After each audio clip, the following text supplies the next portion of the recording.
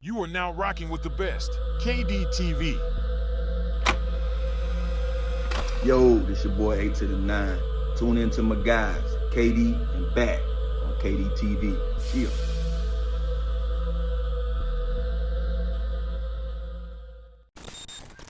Keep it locked, KDTV. What up, Back? What up, KD? The hottest new platform on YouTube. Check them out. Like, subscribe. Let's turn up.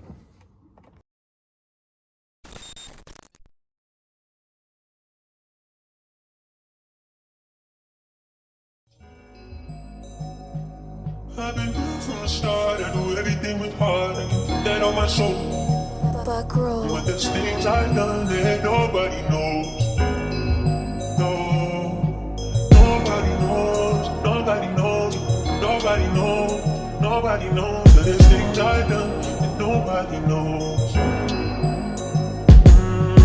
Nobody knows. Nobody knows. Nobody knows. Nobody knows. Things that I've done that nobody knows. Ooh. Cocaine beans inside sangria. Get the weight, lose it like missing misdemeanor. Chop on my side, shit fuck with my demeanor. Dirty money, get it out the cleaners. Ride with these twin Glocks. Talk shit like Red Fox. I was upstate running bass like the Red Sox. Metaphors, my initials on my Chevy doors. Hit the plug for 20 in an hour, I'ma need some more. What it do, good people? Welcome back to KDTV. This is another episode of Street Facts. All right. So today we coming to you from the ATL by way of Kansas City. Yes, sir. The dude that I got with me today is, in my opinion, one of the super hot artists that you probably haven't heard of. Especially if you're down here in our area or whatnot. And you know, it's always a diamond in the rough everywhere if you know where to look. I'm privileged to have him on my show today because when I was introduced to his music, like I told him, I instantly became a fan. His story is very interesting, and I think that his story matches up with the whole idea of what we're trying to do over here on Street Facts. All right. When I tell you he burning up the charts on YouTube, I was just scrolling through some of his songs, man. I mean, he got songs that got a couple of million streams on there. He got songs that have 500,000 streams. Matter of fact, he just dropped one last night called Street Dreams, and it's already doing numbers. You feel what I'm saying?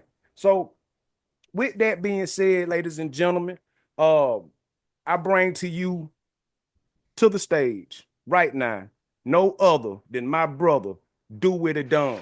What it do, big dog? What's good with you, my man? I can't complain, bro. Look, I ain't gonna complain at all, bro. It ain't gonna do me no good if it did. You feel me? Thanks. How you living over there? Oh shoot, man, blessed, not stressed. You know, just sprinkling a little finesse on everything. You know, That's it. Trying to get to it, you gotta go through it to get to it. You know.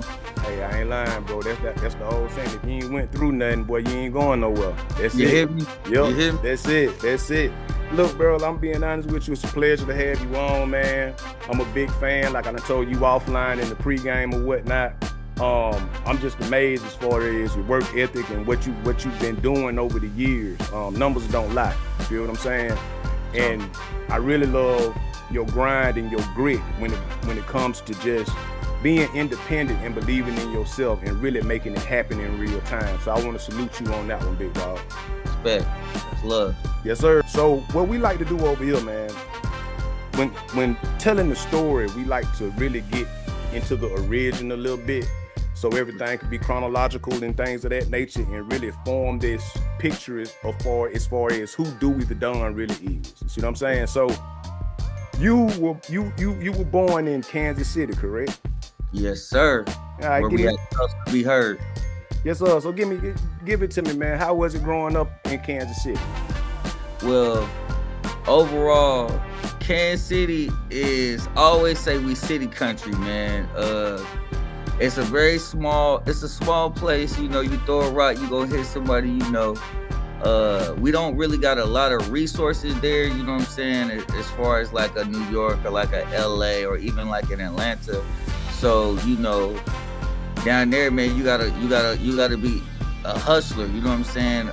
In the sense of, because we aren't afforded a lot of the things, we just gotta figure it out on our own. But you know, that builds a different type of grit and initiative within yourself. Now, me specifically, I always tell people to understand the person that sits before you. You got to understand the two halves to make the whole. So growing up, you know, I was exposed to two different extreme dynamics within my household. My father was a drug kingpin. My dad, Charlie Hustle, you know what I'm saying? And he did 10, 13 in the feds, you know what I'm saying, behind it.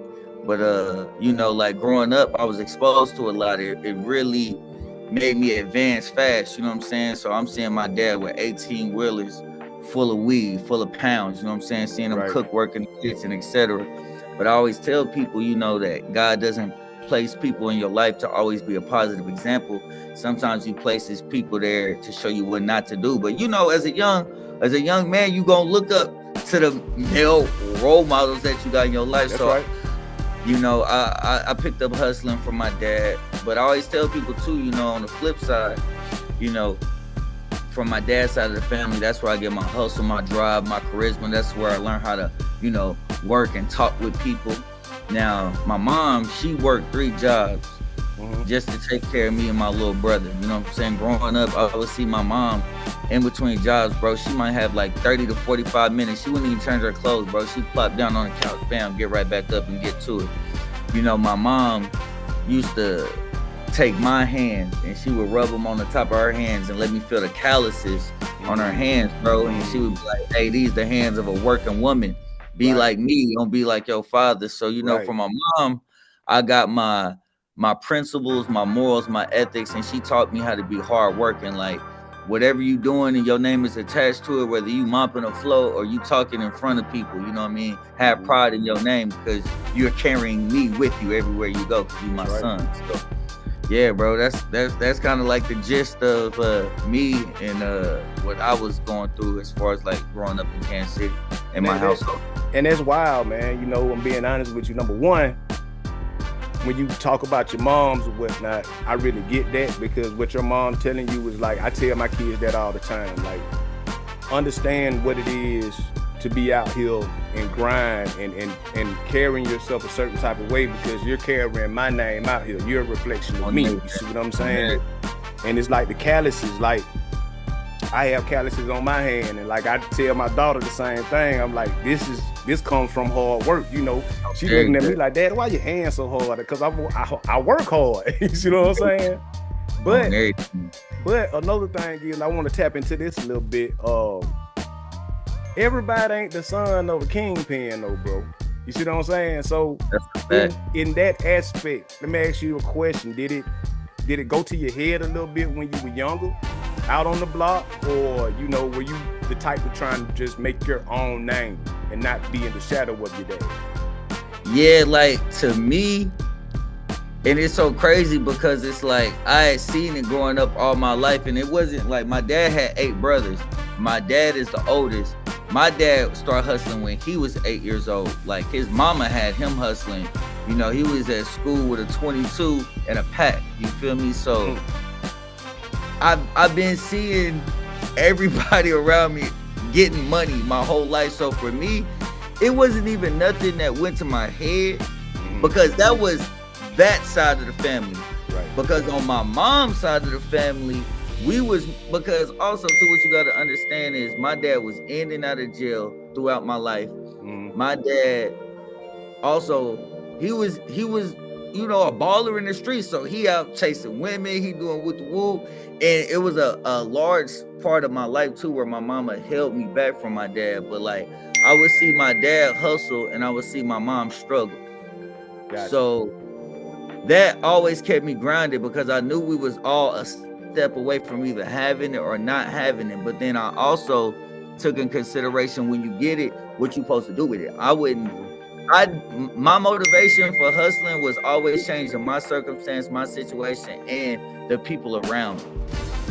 Yeah, you know, and always kind of, I feel like I've always tried to toe the line to make sure that I didn't have to go all the way left, all the way right. I was just figuring things out, you know what I'm saying? But I feel like have different options in life, you know what I'm saying? Because I seen just those two different dynamics. Like even like my mom working a job her whole life. My mom worked at General Motors and seeing how that break down her body, but then seeing my dad go from having 2.5 million in trash bags and not got so much money you can't even spend it to not having nothing. So I was like, you know, I always had to find that medium, and for me it was entrepreneurship. And that's how I even look at music. I look at music like an entrepreneur. I look at myself like a brand and a product, and all these songs are intellectual property. You know, this is my legacy that I can pass down to my kids and whatnot. So yeah, bro. Right. It's just one of them questions that I wanted to ask because, you know, when I grew up, like for me, I never knew my dad. You know what I'm saying? And so the OGs on the block, they were more so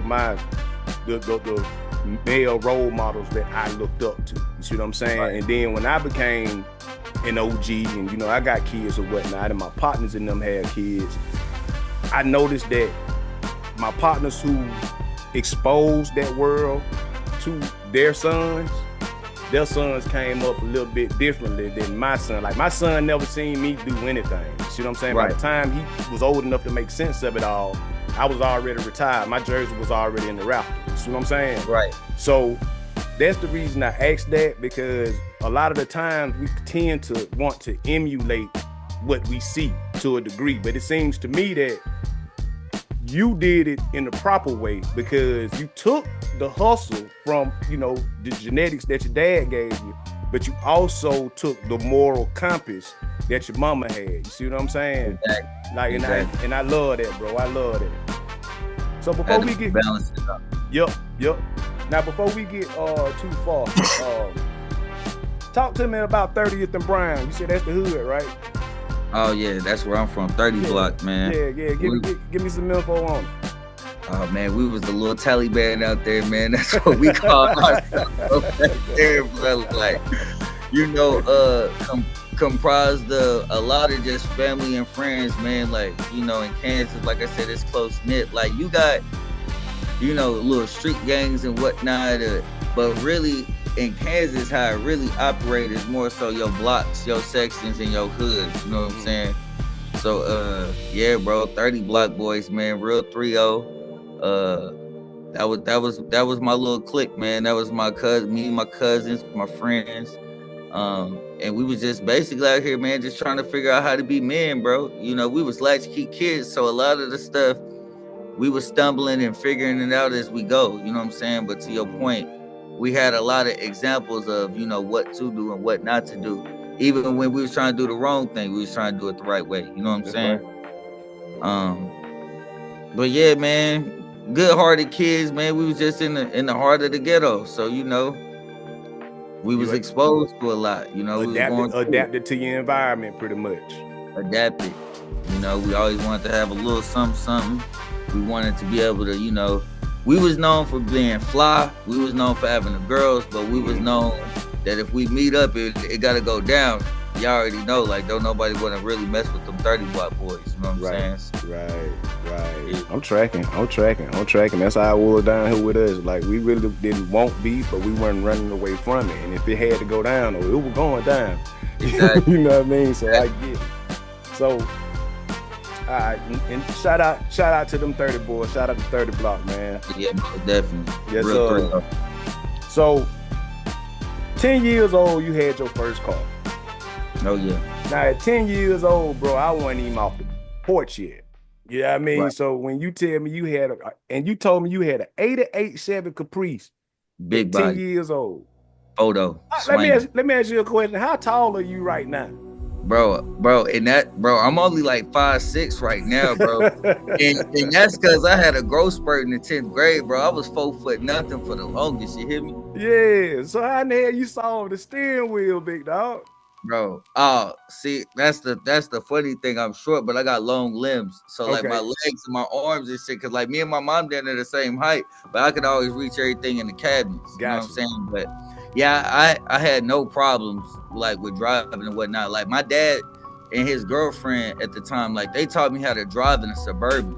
You know what I'm saying? Like me and my sister. So, you know, at 10, bro, I had already driven a Suburban, a Benz, you know, and then my Chevy. Now, my Chevy, the only thing that took me a second to get used to it was the fact of like the power steering. Like it wasn't no power steering, so it's like, you know, when you whip it, you just got to get it back. Yeah, exactly. But once I got that, bro, one finger roll, right. Like, oh yeah, you learned the hard way without that power steering, boy. You gotta whip that thing and whip it all back, bro. Boy, listen, boy, you learned the hard way, boy. That's crazy. On everything. Yeah, man, because, you know, at 10 years old, you know, actually being out here and driving on your own and things of that nature, that's crazy within itself. And that's why I had to ask you how tall you were, because I know at 10, you know, we typically jits at that point. You see what I'm saying? But you was a very, and it really makes sense, though, being that advanced as far as what you was exposed to at a young age. You see what I'm saying? So you being that advanced and being able to actually, you know, drive and be on the block, it kind of makes sense. You see what I'm saying? Like, you know, some families are just like that, especially in the environments that we grew up in.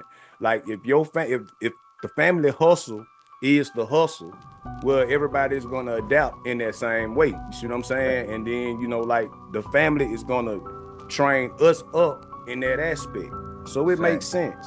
Now, while you was in the streets though, you had some issues, I would imagine.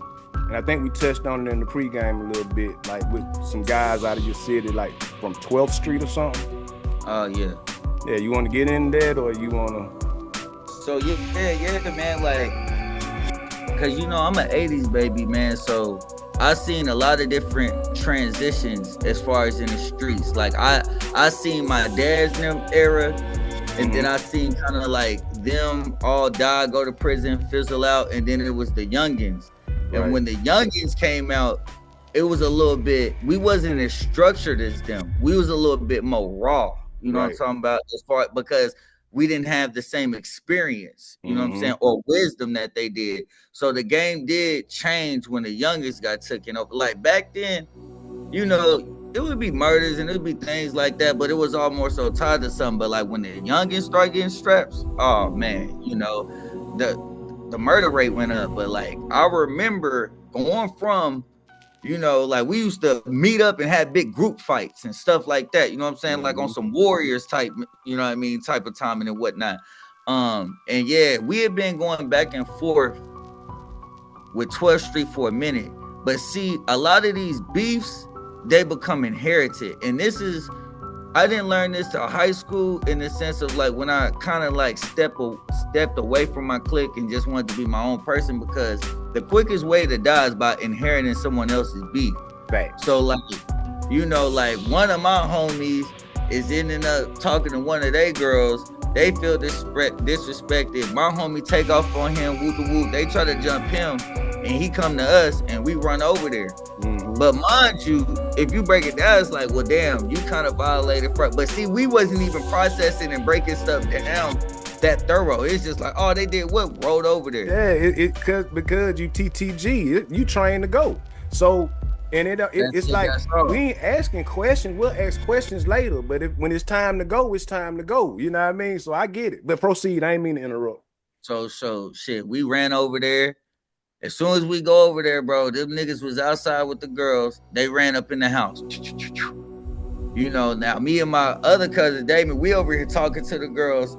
Now, while little Leslie, them, they at the door. I just see him, you know, they trying to kick the door. They trying to get in there, but all of them, we can see them through the window. They all holding it up.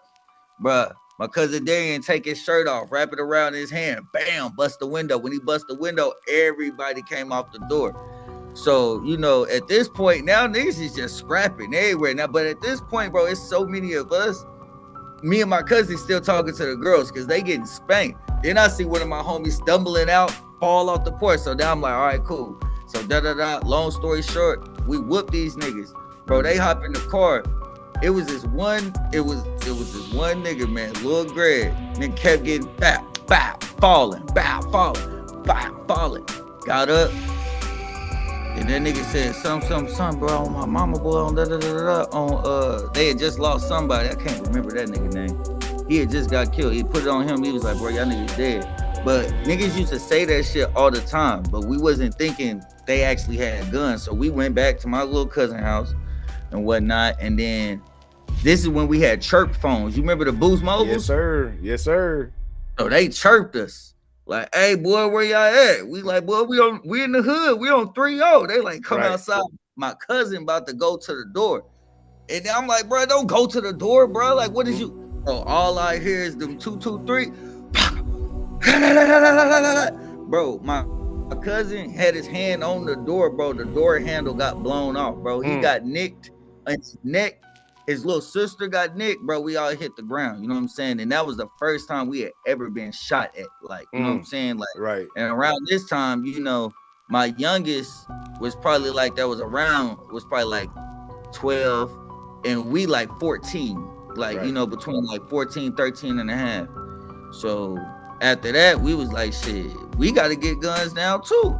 So we linked up with one of our bigger cousins.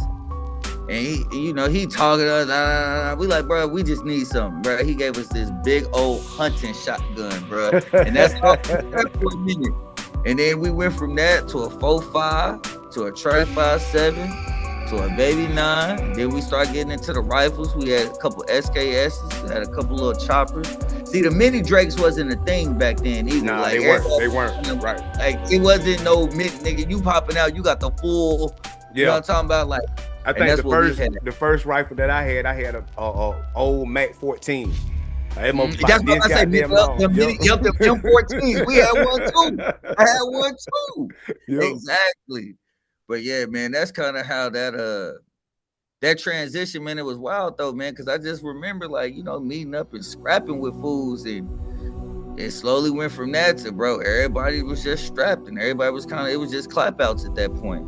Yeah, see, you're a little younger than me, so my generation, it was similar. And that's what I be trying to tell people. Like, when we be talking about the youngest or whatnot, it be like, man, they ain't nothing but us, but they just turned up like times 10. Like, we was on that same type of time, but we had a different moral code. We had more ethics with it. You know, we had rules. Ain't no women, ain't no kids. We ain't finna shoot up in the crowd.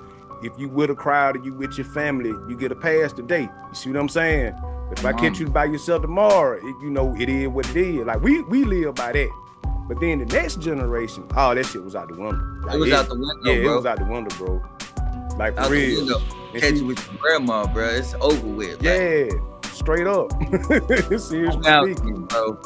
No boundaries. Yeah, and see, it's crazy because, you know, I be looking at things different. I be like, you know, like for our people, we be like, man, you know, we ain't really got a government. We ain't really got no military, this, that, and the third. And I be telling folks, you know, I be joking. I be like, shit, man, we got a military. Them young niggas just ain't focused. Like, they just focused on each other. But if they were to combine and just focus on a real target or a real enemy, shit, them, cause they fearless, bro. They don't have, like, they got they have zero fucks to give, bro. I feel like I don't know, man. With the introduction of the internet and how rapid it just advanced a lot of things, a lot of these cats, man, are like, it seems like they detached, bro, from what reality is, because they think that everything on the internet is the real deal. But I'm like, y'all only seeing snapshots. It's just kind of like TV. Like, people only showing you what they want you to see to keep you watching. It's not necessarily the real. Exactly. Just like, you know, the baddies on there, but then they in that studio apartment with no furniture. Exactly. But all you seeing is her in the bathroom, so you thinking, oh, she bad, she getting a lot of likes and comments. And every dude that call it, she like, hey, yeah, these bills. Like, come on, bro. Yep. Don't fall victim. And the same thing too, like with looking at someone portraying a certain image, even if it is gangster, this is that. Bro, if that ain't true, bro, you know, you can be entertained by something and not try to necessarily be it. You know, I like Terminator too. I don't want to be no damn robot. You know what I'm saying? I like that movie though. It's one of my favorites. Facts. And see, I'm on the same time, man, because I don't use the word detached. I say that they're desensitized. Like, you know, yeah, it's like playing Call of Duty. You get all these sticks, you running around, you chopping folks up, this, that, and the third, but you can respawn when you die in Call of Duty. Right. It ain't no respawning in real life. Like, and I just think that it's aspects like that, they have them desensitized or whatnot. And then, like you said, with the internet moving so fast, it's like the detachment is real. So reality, the way me and you may look at it, they don't even have that aspect. You see what I'm saying? Because like you said, the internet's moving so fast and they're caught up on a false image of what reality is actually supposed to be.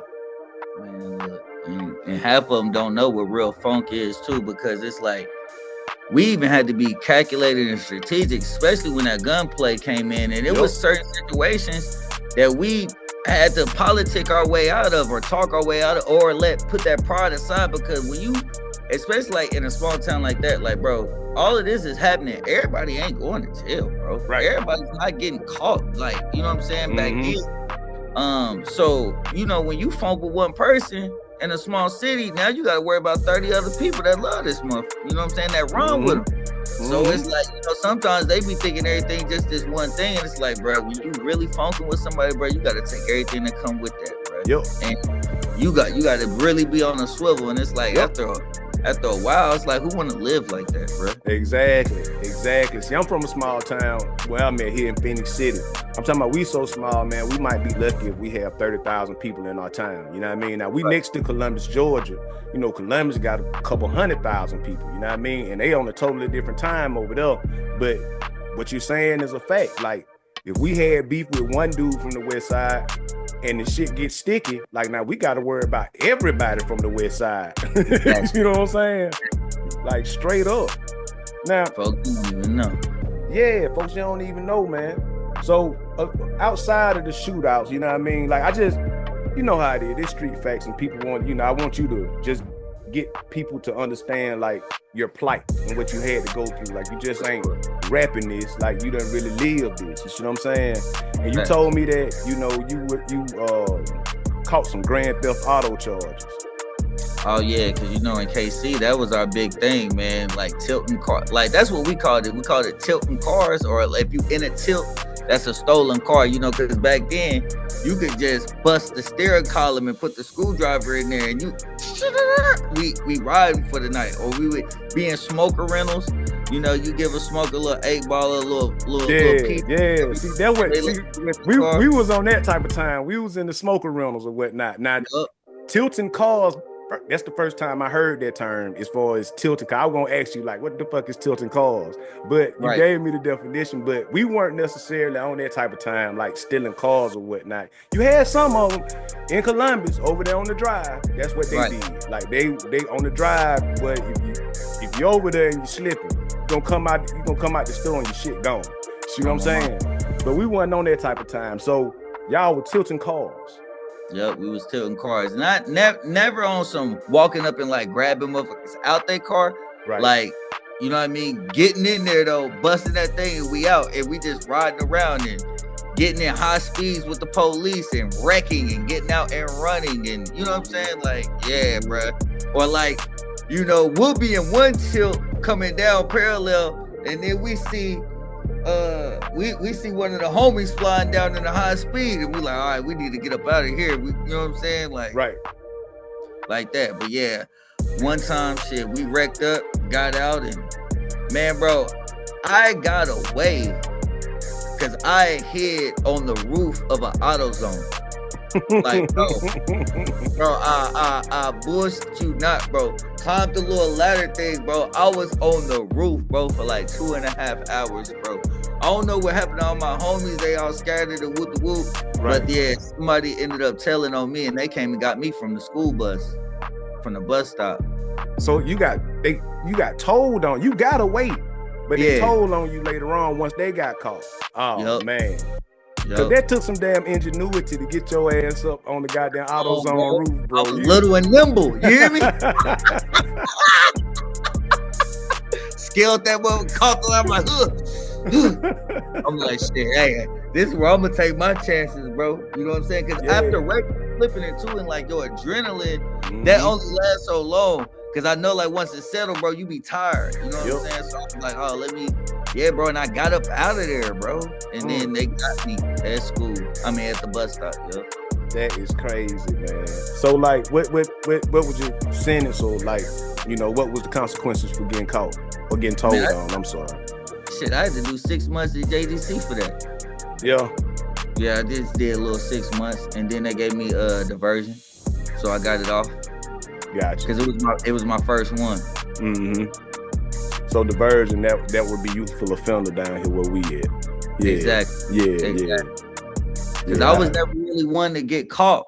And see, that's my thing, bro. Like, I was never really one to get caught up. Like, I only caught a few charges as a youngin', and then the other one was the weed charge when I was in high school. But I would mainly be getting away, and I would always get told on.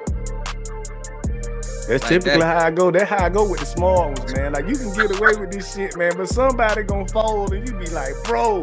Like, the only thing you had to do was just hold it down and be solid. But damn, I get away, and now you tell on me with this shit? Like, come on, man. What's up? Like, bro, I ain't gonna sit here and lie. Like, the first time, I done got jammed up several times.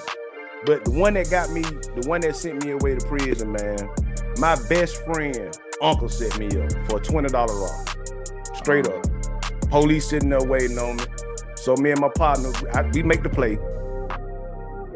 I fuck around and look out the corner of my eye. I see the police car in the cut. I tell him, I said, man, hit it. They go to police.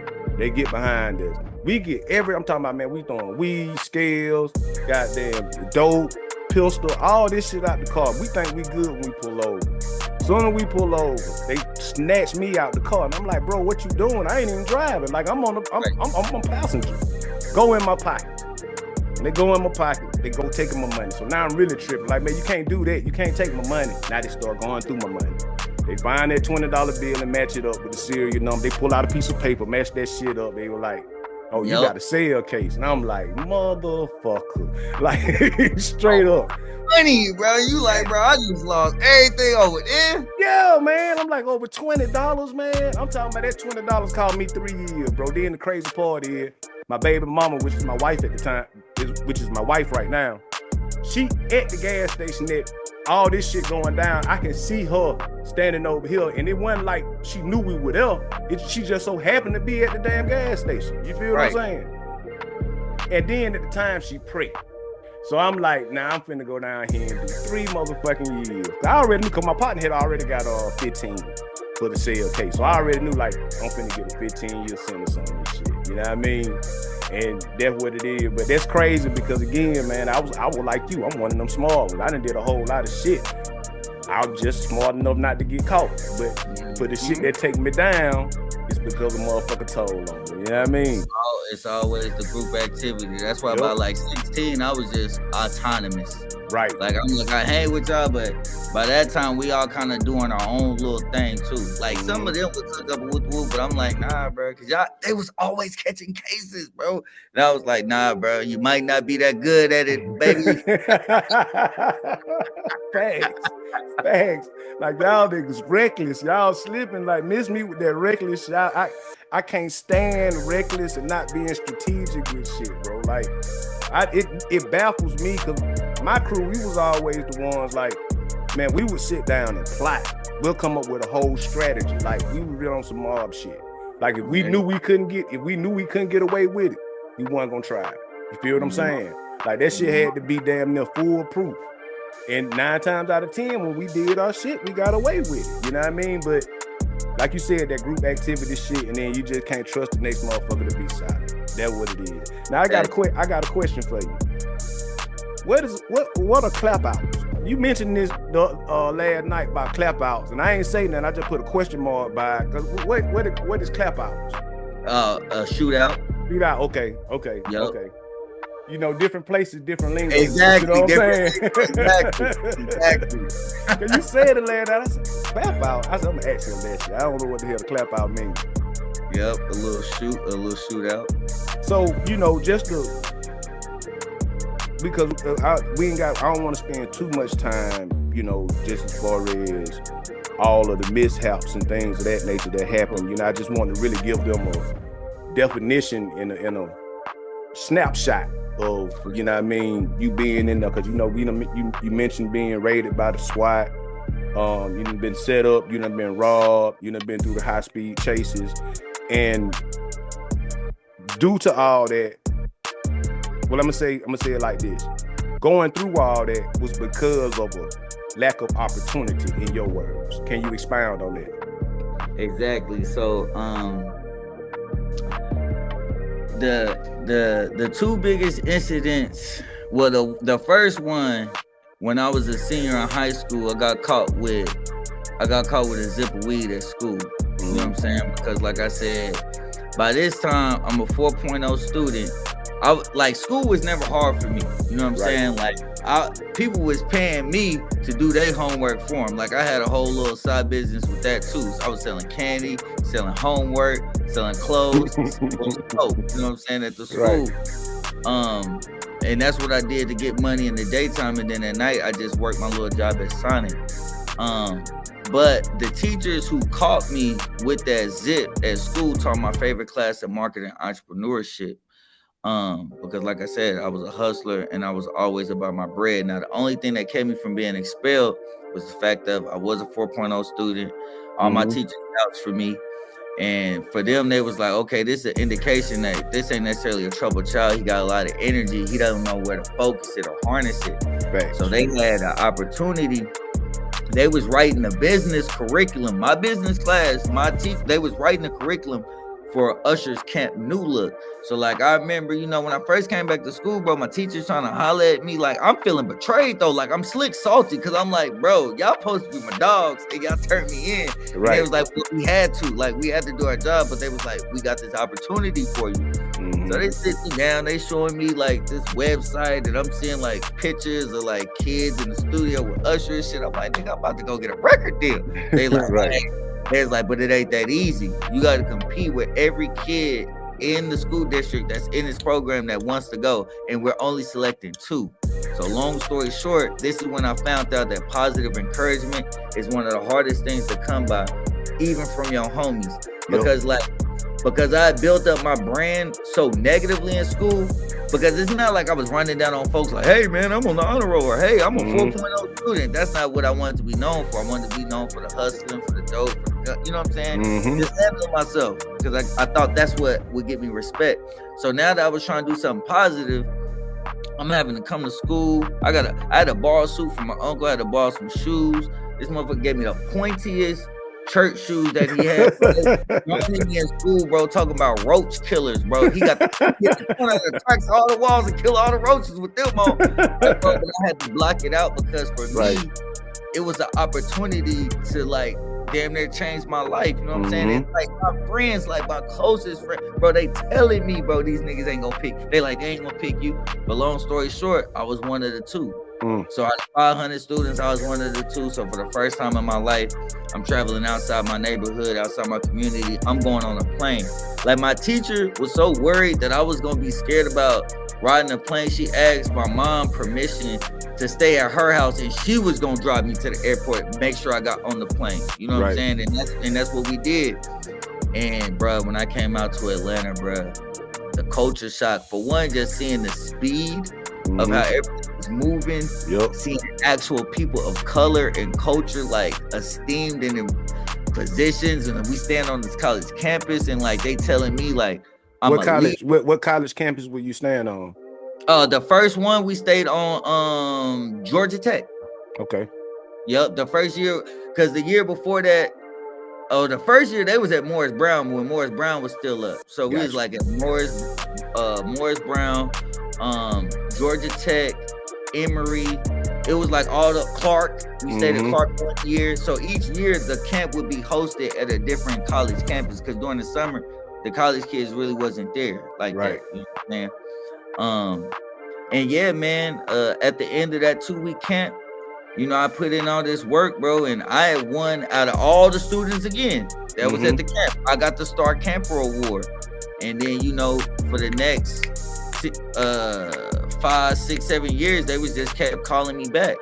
And I kept getting opportunities. And in between that time, that's when my homie set me up robbed me at gunpoint. You know, everybody knew I collected guns. I like guns, so that's how he set me up. Like, well, I got this 4.5 over here, boy. They had this Glock. They had a Glock 17 with a 30-round clip, and I was like, ooh, and he was only selling it for like 300.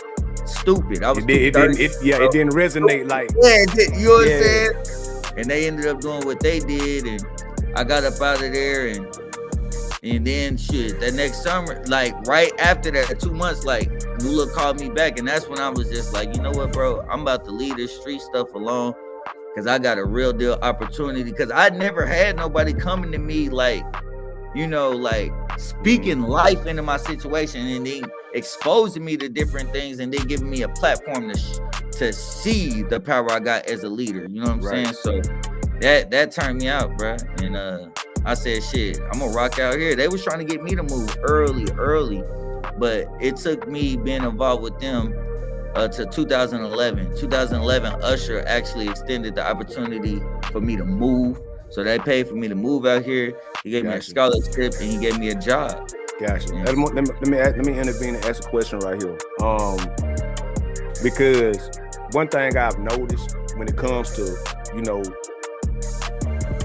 I like to call people like you and myself, and the reason I say you because your story reminds me a lot of my story, minus the kingpin father and things of that nature. But you had your fair share of runs in the streets and whatnot.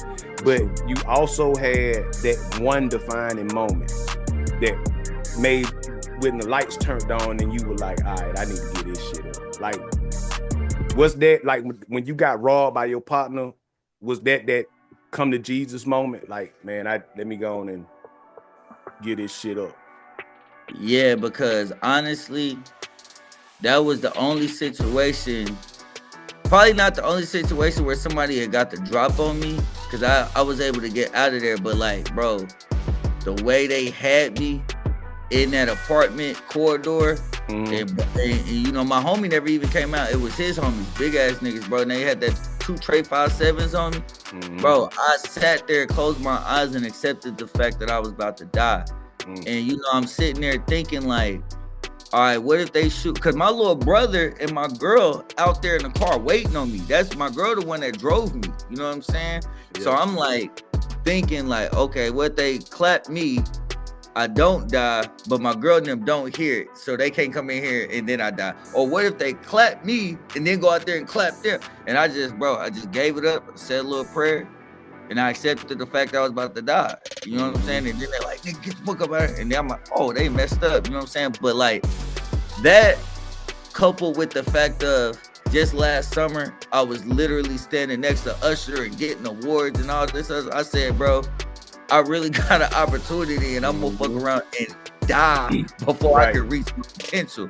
Right. So like that, I don't know why that instance, because I had been going through all type of tumultuous things, but it was like I had now seen, you know, the other side of the fence, and then I'm trying to still do what I did. I said, nah, bro, I gotta switch up my life, bro. I gotta switch up the lifestyle. I can't put myself in these type of situations, because at this point, I'm the home run investment. They already said that I couldn't get there.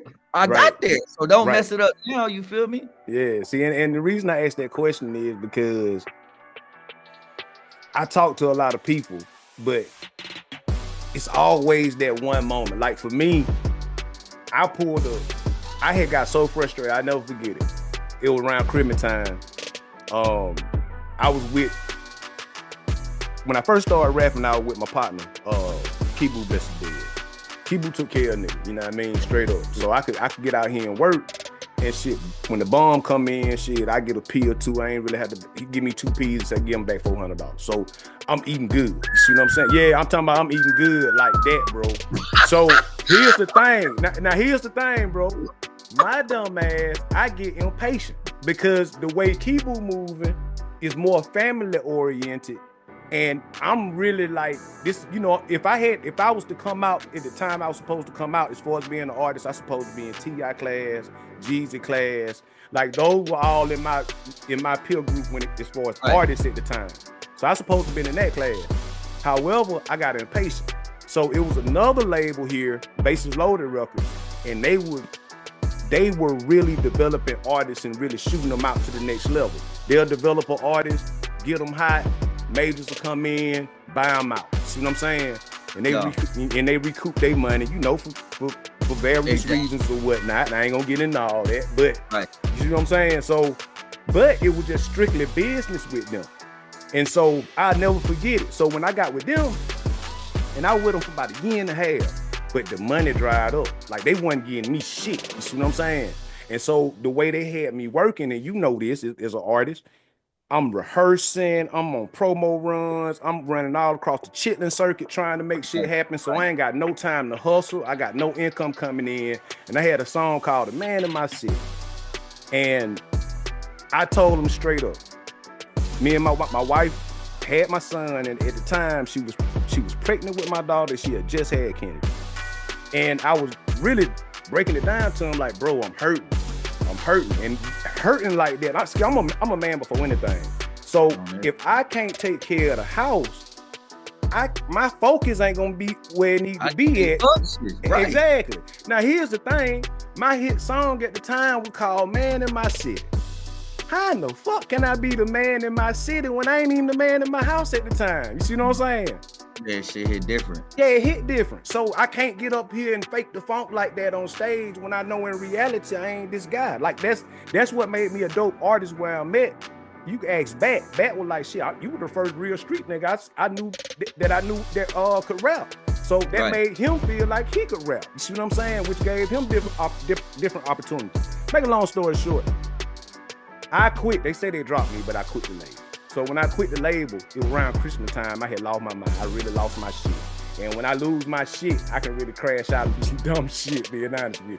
So I was like, shit. I was like, look, my partner said he knew this lick.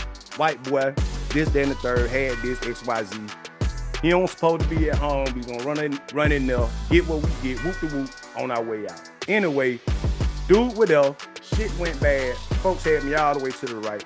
I get in the interrogation room. I swear to God, I did what I said. When the detective walked out and he left me in there by myself, I said, God, I don't know if you listening, but if you get me out of this one right here, you ain't got to worry about me no more. On my mama, boy. Like, shit. Well, I swear to God, man, I swear to God, the detective came back in there and told me, you can leave. I said, you mean I can go? He was like, yeah, you can go, but just don't leave town and then you gonna follow back up. You need a ride? I said, oh, I don't need shit. I'm walking. You see what I'm saying? And see, the crazy part is, like, you know, I'm a spiritual guy. So my whole thing is, God got me out of that situation, and I said to myself, I'm gonna live up to what I said on my end. And I ain't never do shit again as far as the streets. Like, that was my come to Jesus moment. That's why I called it that. Like, it was one of them situations where the shit had hit the fan, and like you said, like, bro, I'm finna get 30, 40 years in prison about this dumb shit, man. I got to find another way. You see what I'm saying? And honestly, that entire situation was probably the best thing that ever happened to me in my life. Because it led me to being my own, you know, entrepreneur. Right. Several companies. You see what I'm saying? It took me a while to get there, but I finally got there. You see what I'm saying? And now I can be this leader that you saying you are. You know what I mean? The activist in the community. You know, I got connections with the mayor, connections with the councilmen and things of that nature. But it took that for me to be like, all right, enough is enough. You know what I mean? Right. So that's why I wanted to really touch on that, because young people, if you are listening or watching this, it don't have to take that. You ain't got to. It don't. You don't have to go to the extreme. We want to say y'all that time, like, learn from this. Don't take all that, bro. It don't take that, bro. It don't take that. So some people get there and can't come back. That's it. And we done seen it. Yeah, we lucky. We lucky. Like, blessed. Blessed. That's what I was gonna say. It's more so blessed. It's only by the grace of God that, you know, we able to even be up here and have this conversation right now. You know what I mean? And, you know, it's just understanding that. And I try to save y'all the time. Like, learn from my mistakes. We went through what we had to go through, so you don't have to. On everything. Point blank period. Now, let's get back to your story. All right. So, you say you developed a relationship with USHER. of course, you know, we all like the celebrity stories or whatnot. So tell me what that was like. I mean, so from the outside looking in, for one, I never imagined myself as a rapper, right? You thinking, you know, you trying to get under Lil Wayne's wing or, you know, Tim Jones or somebody, you know, back then. But for me, I don't know. It was just kind of like going from not knowing him to then being in his program to now they like, oh man, Usher's actually like requesting you or he wants you on this. And then from it going to that to, hey man, I want you to move from Kansas City, Kansas to come to Atlanta and work for me. That for me, that's kind of like how that more so it went. Like it was just a transition. Every summer it was just kind of building and building and building to where then we developed, you know, like a personal relationship. Like he became my mentor. I was his mentee. I got to sit on the board of directors with him. And I think, I don't know, the interesting dynamic was I was more so thinking, even though I came in from his foundation, his organization, I was thinking more so he was going to help me shape my musical career, but it was more so like I ended up shaping his organization, which in return, it gave me a bigger purpose.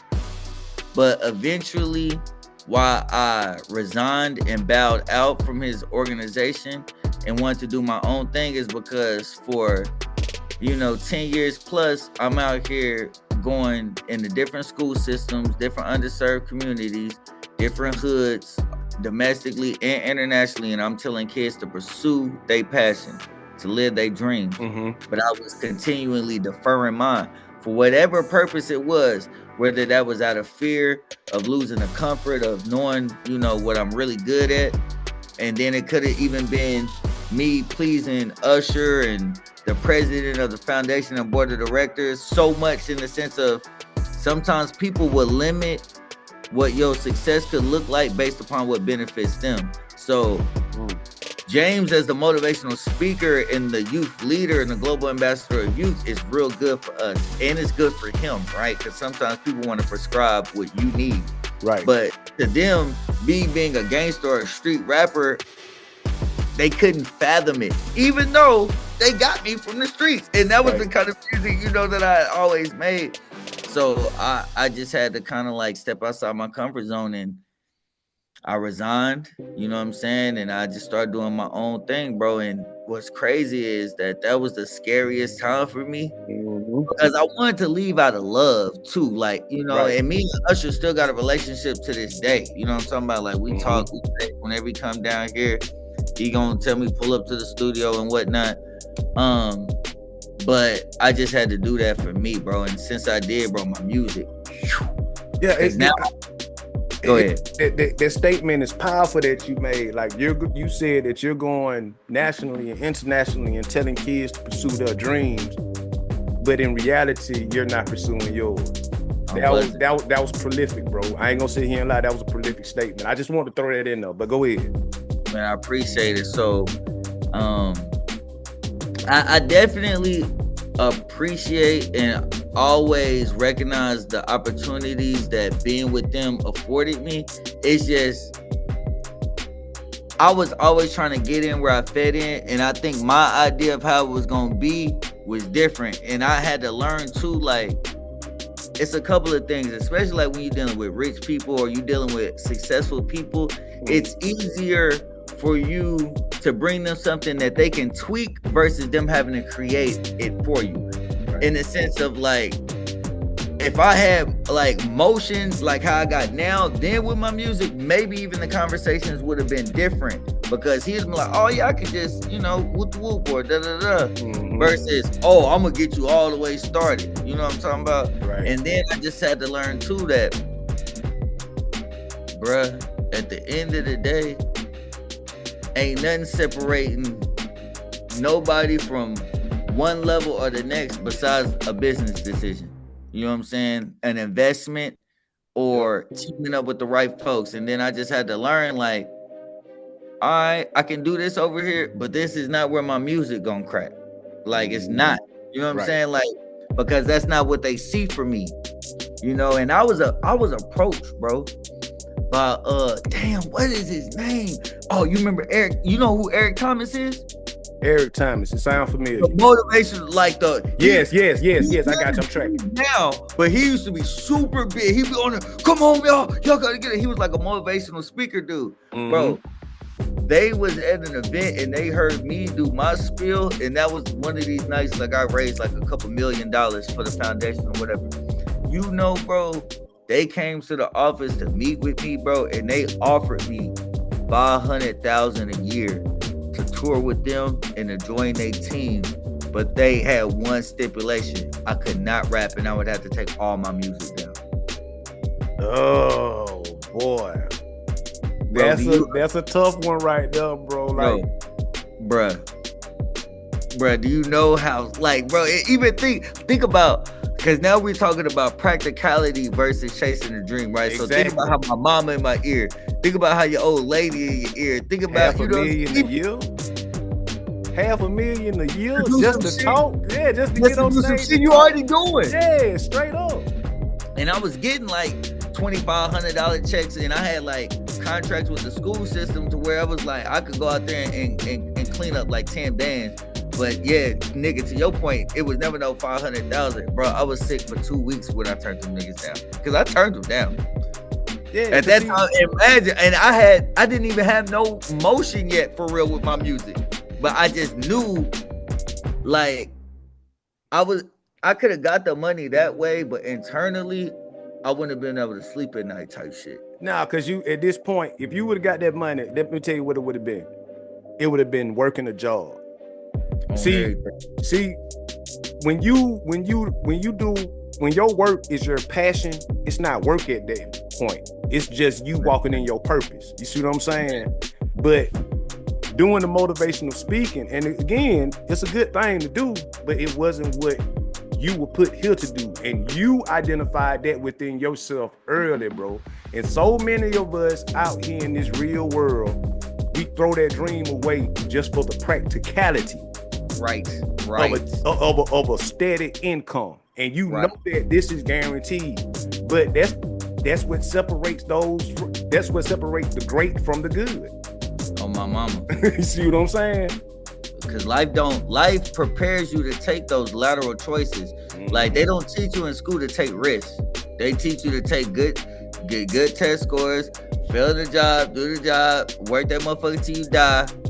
And if you die before you can retire, they not gonna do nothing extra special for your kids. You can't leave that to you can't even leave a job to your kids unless you own it. Yep. You can't, you know what I mean? Hey, well, when I retire, get this position to my, you know what I'm saying? So yeah, hell no. But then that took nuts. That took faith to step out there and turn down $500,000. I'm being honest with you, bro. I don't know too many people. They're gonna turn down $500,000 just to get on stage for 30 minutes and give a speech. You see what I'm saying? Right. That's crazy though. But I have that much more respect for you for making that decision. You see what I'm saying? Because as a creator, the biggest thing that we have is our imagination and our dreams. And for you not to compromise those for the sake of a check, that speaks volumes as far as who you are as a person and your character, bro. Like, straight up, that's some big shit. Can't fold.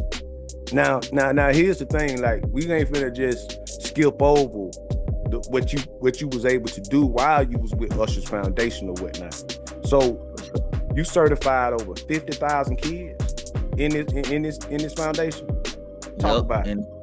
Oh yeah, man. So basically, I helped build the curriculum for one of the programs that we had, because I started off in a program department, and we had a program called Powered by Service, where we would go into a school system and we would take over that school for a day or for a week. And basically it was more so of getting kids in the mindset of leadership. So breaking down different leaders, and then, you know, giving them ideas and things of how they can use their talent to become leaders and whatnot. And we had a certified leadership model program that was certified by Emory Guazetta Business School. So like this shit was real, bro. So it's like once you, for one, the formula worked so well because USHER was a celebrity, or like Usher's Nula was a celebrity organization where the actual founder was involved. So Usher's the hook, and then we had a youth model. So then we come in with youth to teach youth, so it's relatable and impactful. And now they got the hook, and they're hearing it from someone that's like them. And then we give them the opportunity to showcase what it is they've learned. We give them further opportunities, and then at the end we had basically like a big ass talent show again to speak to that passion. So we had something that was called expressions, and these are the things that we used and how we were able to reach kids when the educators couldn't. So it's not that we was taking over the school from that standpoint. We was really supplemental, but it was the partnership between the two that made the teacher's job easier too. Because like once you turn somebody from uninterested or, you know, a hooligan to, oh, I'm a leader, they act different. They show up differently. And this shit, we proved it, bro. Like I proved it state to state, country to country, city to city. Nigga, I done been in schools. Nigga, I done been in schools in Milwaukee where we walk up in there, the teacher arguing with the kids, and she's like, well, if y'all want to leave, just leave, nigga, and the whole motherfucking class get up. Well, you can't tell them kids that, bro. Like, they gonna get the hell on. Bro, went to his locker, grabbed a bag of weed, rolled up a blunt, and lit it in the hallway. You hear me? Like this is the type of school systems that we was working in, but some of those kids even still are in contact with me today. You know, they first generation college students, graduates, you know what I'm saying? Some of them business owners, entrepreneurs, some of them engineers, you know what I'm saying? Right. And I'm like, damn, when I got you, you was raw. I saw the potential, because you always see it. It's just getting the perspective and the mindset there is what's important. And I ain't gonna lie, like, doing that type of work, it definitely unlocked a different passion that I had. And that was just for like, almost even like evangelism, you know what I'm saying? Like a real nigga, being real is free 99, bro. And it's enough opportunity, it's enough bread out here for everybody to win. And I'm the kind of nigga that likes, like I enjoy putting niggas on. I enjoy seeing niggas grow, seeing people do the unexpected, especially if you're a person of color. You know what I'm saying? Because they really don't want us to win, and it's not even designed like that. So any nigga that can unlock the cheat code, nigga, I'm sharing it. You know what I'm saying? So, but I had to practice what I preach too, so that's the only reason why I transitioned. But yeah, man, it was real, bro. It was fun. I got to travel the world. I got to get introduced to a lot of different cultures and people, and I met lifelong friends, mentors. You know, it was definitely a great experience that expanded my palette for everything, for real. And you raised over $10 million for this organization during your time there. Thanks. Every time I would speak and share my story, like I was like the secret weapon.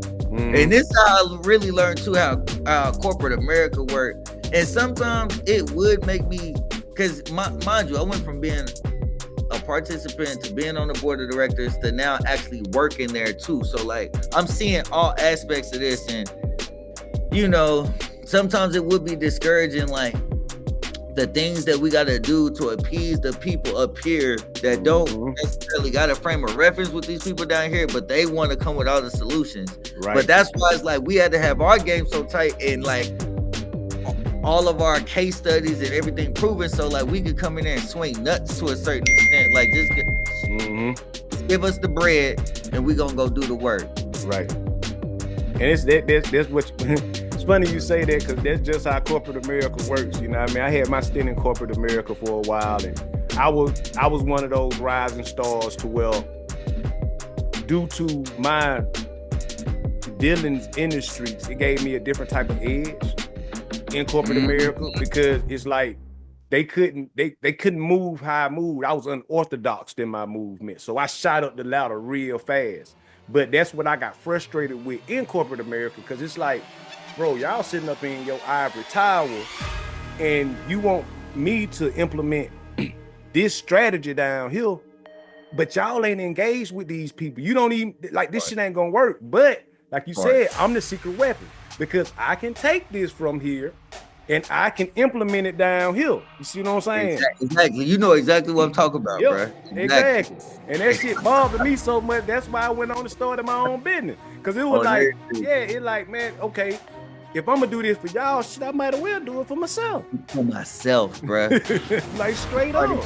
Low, like let me go ahead and because it's just community building, it's networking, and it's asset collecting, and you just get the right people in the right rooms with the right conversation, and you align the vision. Yeah, y'all can make some shit. As long as everyone deliver, we can always build from that. Exactly. And another thing that, well, two more things. Speaking on this topic right here, you actually was able to visit the White House while President Obama was in office. Yes, sir. And you had to testify before Congress as well. Yes, sir. Talk about it, man. So, Usher and the president had called me, and this is when I was still a participant. This was in 2009. So mind you, this was just 2 years after me being involved in his organization. From when I got caught with that weed in 2007 to now in 2009. So just show you kind of like how I climbed up real quick in that work I was putting in. Right. But bruh, they told me, it was like, hey, now see, they played me though. They made it seem like, yeah, you know, it's just kind of like the same old run, but this time it's in DC, and you gonna tell your story and blah, blah, blah, blah. And then like closer when we got to the trip, and then like the secretary was like, so how you feel about testifying before Congress? I said, what you mean? Like, in court? I'm like, what the hell you mean? I'm like, testify? I'm like, what you mean? Like, what do you mean? They're like, no, boy, it ain't like that. But essentially what it was is they had a whole panel of different leaders and individuals and people from different non-for-profits, because, you know, this is around the time of like, I think it was like that little mini recession and all that shit that was going on. So, you know, they had stimulus packages, but basically the government was saying, why should we keep money out the stimulus package and giving it to organizations like y'all to keep them going? So I was there to share my perspective and share my story and say, on the behalf of Usher's new look, this is why, you know, we need to keep this type of shit going, because it affected my life. It changed my life and it had a ripple effect and changed everyone around me. So, you know, by the end of it, you know, for one, I was just speaking from the heart, and it was like, bro, everybody on the panel, like, they was giving it up for me, and like they even put one of my quotes, like from what I was when they was asking me the questions, they put one of my quotes in the bill. They was like, we're gonna add that to the bill to make sure that we, you know, to ensure that this happens. But yeah, man, we got the Edward Kennedy Serve America Act passed. Gotcha. And after that, Obama and his administration, you know, invited me and Usher and the president to the White House to eat with him, bro. And bro, that's crazy. I've never seen so many forks, and I had been in fancy settings with Usher, but nothing like this, bro. It was so many, and it was this lady that I had met, bro, that is still one of my good mentors to this day. Like, she just gave me like $50,000 for my kids for like college education, so she just wanted to do that. But I met her that day at the White House, and she saw how intimidated I was, and she just leaned over and she was like, hey, and this is a white lady too. She was like, hey, I'm gonna give you a little tip. She said, if you're ever in a situation like this, don't rush to eat. See what everyone else picks up first, and you'll learn. So she said, I can see. And then that's what we did. She said, okay then. But bro, she kept me comfortable and cool that whole time too. But yeah, Catherine Hill, man, shouts out to her. Shouts out to Catherine Hill, because she, look, when you just shared with me some great information, like, and I'm always been like that, but that's some great information. Like, in a situation like this, don't be in no rush to eat. Just sit back and watch what they use first. Then just follow suit. Then just follow suit. Like, it was so simple, bro. I was like, oh, you're a genius. Hey man, something so simple, like, man, just sit back and watch what they finna do with. Then you, okay, we picking up this fork first. All right, got it. Exactly. I'm tracking. Exactly. So the Edward Kennedy Serve America Act, what is that in detail exactly? So essentially, the government in a situation where we get in like that, they can never deny us access to those funds. And it allocated. I think it was during that time, bro. We got like over $1 billion out of it.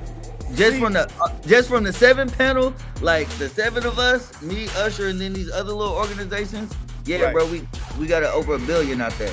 And see, that's good information to know, bro, because being honest with you, like, think about all these nonprofits out here that are actually doing some of the work that you have done in the past. I guarantee you they probably ain't know nothing about this. Like, I'm finna start a nonprofit called The Real Initiative. Down here where we at. And I didn't know anything about that. So it's money already allocated in the budget to help out organizations as such, just because of this act. Correct.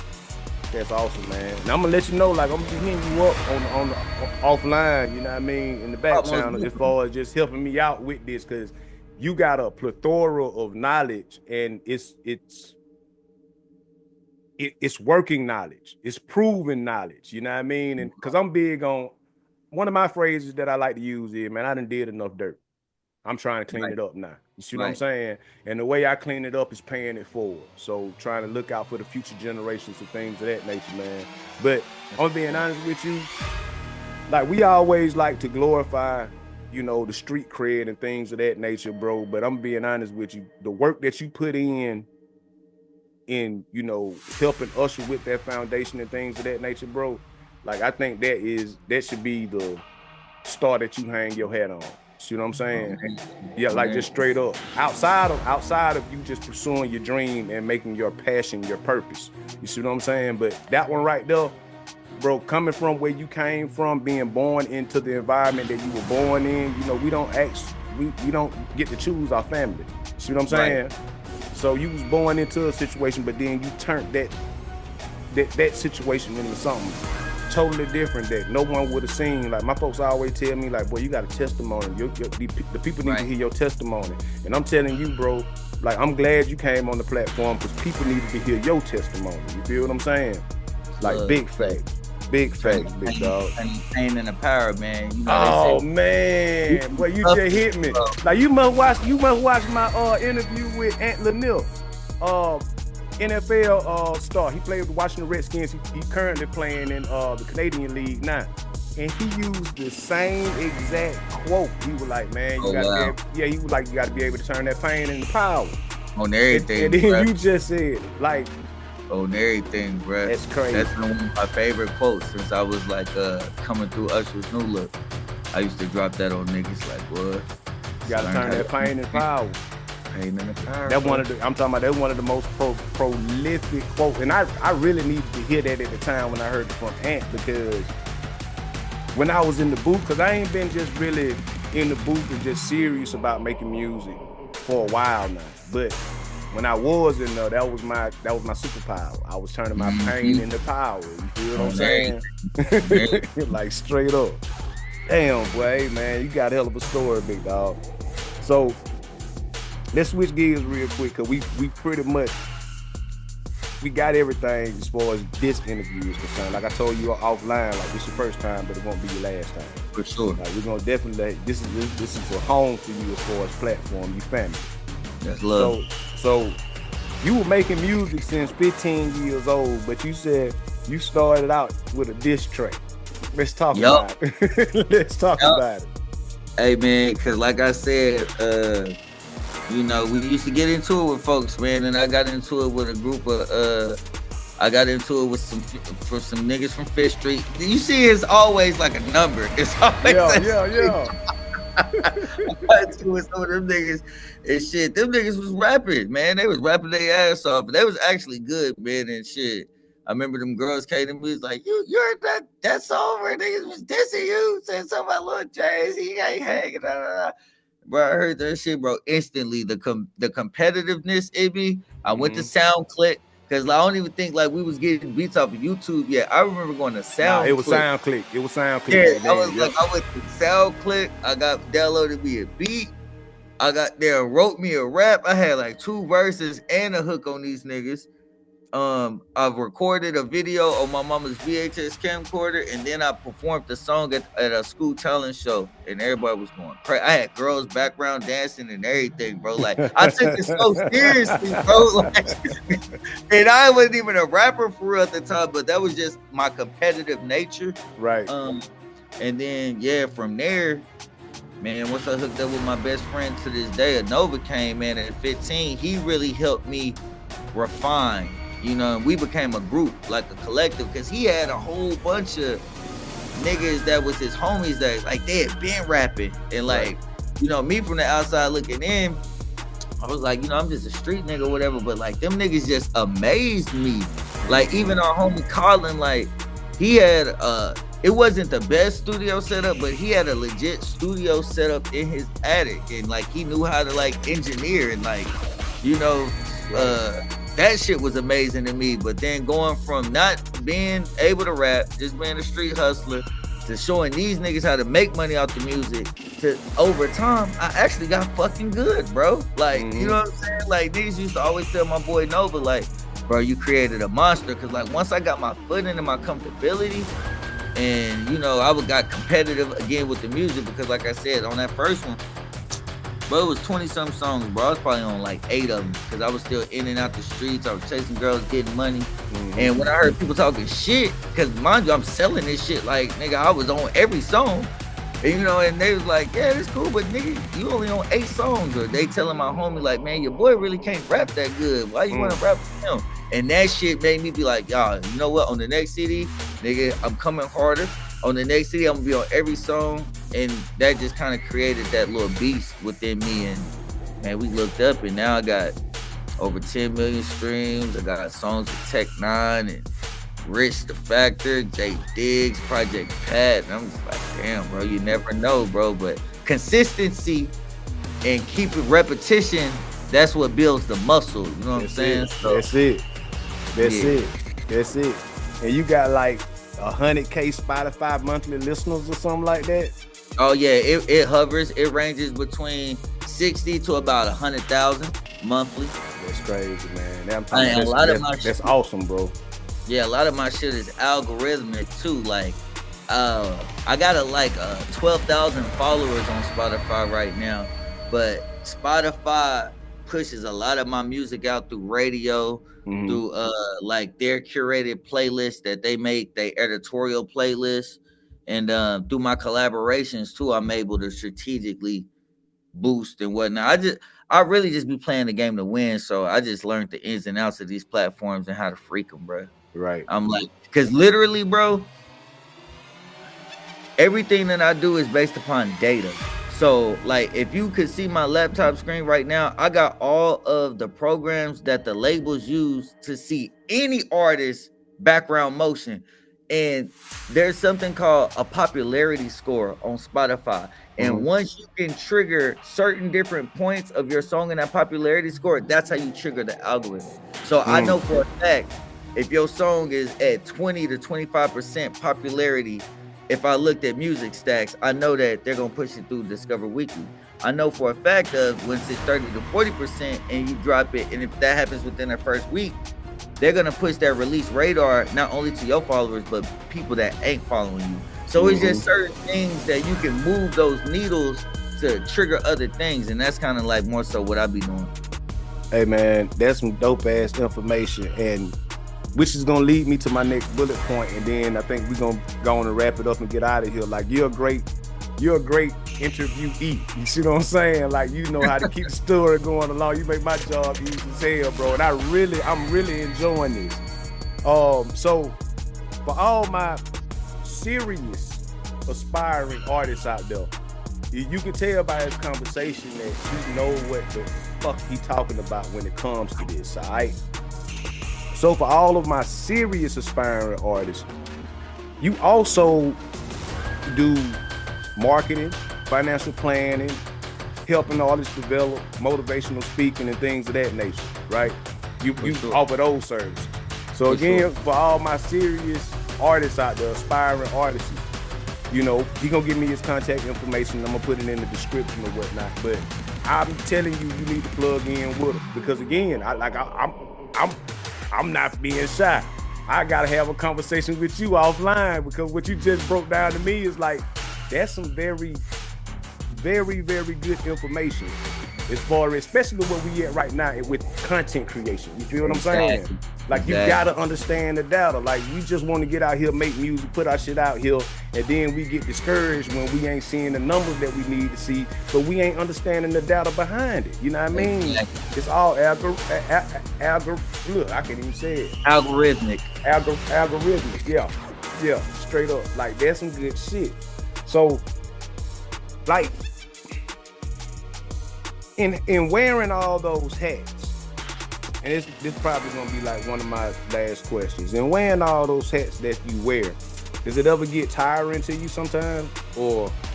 Fuck yeah, that's the reason why a few years ago before Tech discovered me, that's why I quit rapping for a minute.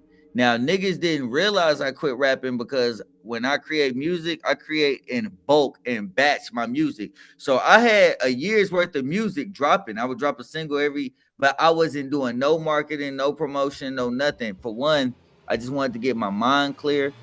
I spent over $350,000 in like 2.5 years, and I wanted to get my credit together. It was just certain milestones that I needed as a man that I wanted to get, and I was fucking tired, bro. But when Tech came into the picture and like we started like bonding, and like I ain't gonna lie, that shit inspired me. And like now I'm at the point to where it's like I'm so vested, and I've seen, my perspective has changed because I haven't always been data driven. For a while I was the artist that was thinking my talent solely was gonna get me there, and trying to even figure out how to articulate my brand to people and whatnot. But like now I know what's working, I know how to move the needle, so I would never quit now because we here now, you know what I'm saying? I'm not even where I want to be as a fraction, but I'm way further than I've ever been. Right. So, you know what I'm saying? Yes, it gets tiring, but at the end of the day, you ain't never going to be walking down the street and a motherfucker going to tap you on the shoulder and say, nigga, let me save you. Let me fix your motherfucking life. Let me make your dreams come true. Nigga, it's going to have to be you until your dreams afford you to hire people to do shit for you. And that's the thing with a lot of artists, specifically, I be frustrated with, because it's like you want the results I'm getting, but you don't want to educate yourself, and you don't want to put in none of the work, and you don't want to take on none of the risk, whether that be financially, whether that be time-based, or whether that be anything. Right. Motherfucker, I be down here in this dungeon, nigga, figuring it out. Eat a blunt, make sure I go up there and mess with my kids but I dedicate a lot of time to educating myself, to testing theories, because a lot of people gonna try to sell you dreams as an independent anything. They're gonna say the only way to get on is to come through them. That's money grabs, because these niggas ain't even got the shit figured out. And once you're comfortable and you know the power that you have as an entrepreneur, artist, a creator, whatever, motherfuckers can't tell you nothing. I mean, in the sense of, I'm always receptive to hearing shit, because I never want to come like an asshole or nothing like that. But at the end of the day, a nigga can't sell me no dream. Because the minute I start talking about conversions, algorithms, data, placements, let me see your back end data so I can see how you're gonna scale what I'm doing. When I start, they're like, all right, never mind. I gotta do it on something else. Because they gonna make me think that giving them $150 to review your song is gonna get you somewhere. Why would I want to review from one person when that same $150 I could reach 300,000 on Facebook? Exactly. You're absolutely right. See, once you start asking those questions, what you do is you lift the veil, and you understand that this big bad monster that we think is the Wizard of Oz is just the old white man pushing buttons. Pushing buttons, bro. Yeah. Smoke and mirrors, bro. That's all it is. And the thing is, like you said, everybody possesses the power to put themselves where they want to be at, but don't nobody want to put the hard work in. Don't nobody want to shoot the 1,000 jumpers in the gym to get there. Everybody want to get tapped on the shoulder and say, hey, look, let me save your life. And that ain't gonna happen. It's just not. Like, point blank period, bro. And I want to salute you, bro. You're 35 years old, man. And I'm gonna be honest with you, Like, bro, you got one hell of a head on your shoulders, big dog. Like, Man, keep on doing what the fuck you doing. You're gonna always have a platform here. You got a lot that I can learn from. You know what I mean? Just being honest with you. And I'm one of them guys. I'm 44, bro, and I'm one of them guys to where I don't give a damn where the knowledge coming from. Right. I'm smart enough to know, like, I've always been this way. I don't turn a deaf ear to nobody. I don't give a damn if you asking me for change in front of the grocery store. Like, Right. if you say something that can help me out and it's gonna resonate with me, I'm there to listen and I'm there to hear it. You see what I'm saying? Because I always know that you never know who's a blessing or an angel in disguise. You see what I'm saying? Right. So I just want to commend you, big dog, as far as what you got going on, your journey through life, and the message that you putting out, bro. Because again, man, in the age that we at, like you said, we here now. It is what it is, and like, you know, you got some of us that's here to create, and some of us that's here to, you know, kick down the door and lay out the reformation of the next generation. Then you got some people that's here just to manipulate and just to get that 150 from you, so they, you know, just hustling you and shit like that. And I want to tell you that you're not one of them, boy. You one of us. You know what I mean? Like, I'm big. Yeah, I'm big on tribes, and you know, family is one thing, but I really feel like out here in the real world, when you start traveling, you start networking, you're gonna run across your tribe. You see what I'm saying? And I want to let you know, like, we from the same tribe, big dog. I salute. So, with that being said, I know Street Dreams just dropped, but before we get out of here, I'm gonna give you the last words and promote anything that you got going on or anything else that you want the people to know. Yeah, hey man, most definitely. I would say go to my website. I do have a website, www.deweydadon.com or deweydadonmusic.com. They both take you to the same website, DEWEYDADON.com. And you can find all my streaming. You can sign up for my email list. You can buy my merch. Me, as long as you know me and as long as I'm breathing, I'm gonna always be dropping a song every 28 days, every 30 days. So the well would never run dry because I always cook up in batches. So lock in with a real one. Fuck with me because I fuck with y'all. Let's win together, man. It's enough out here for everybody to win. You know what I'm talking about? I just want to see everybody eating. Let's get it. That's what's up, bro. Hey, man, again, man, I'm astounded, bro. Like, now I know we talked on the phone last night, and I know Bat said it might be one of the best ones we done did. And I'm gonna give you the belt right now. I'm gonna give you the belt, big dog. I'm gonna give you the belt. Look. Like, yeah, right now you got the belt. Like, look, when you look at this, your part 2 and part 3 gonna be hard, but right now, boy, I gotta get a belt to do it, bro. The Don got it. You know what I mean? Right now, bro. So I want to salute, man. Again, I appreciate you swinging through, man, for this hour and a half conversation or whatnot. Like I told you before, this is the first time, but it definitely won't be the last, man. So I'm right here at your backyard, man. Yes, sir. Yes, sir. I got your contact information. So whenever you do, give me a heads up before you come down here. I know you say you got to come to Columbus here pretty soon. So when you when you on your way or whatnot, give me a shout out so I can go and set some up. Like I said, man, we go sit down, have a bite to eat, have some drinks and politics. You feel what I'm saying? Hell yeah, bro. Let's do that. I'm looking forward to it, my G. Yes, sir. Yes, sir. So with that being said, good people, this now concludes another episode of Street Facts with Dewey da Don, man. A solid one, a real one. Like, you know what? You know my friend, he one of them ones. You see what I'm saying? It's the Don. That's it. So with that being said, good people, we finna get out of here. So y'all be safe, y'all be productive, and y'all be blessed. Till we meet again, good people. Yes, Peace. sir.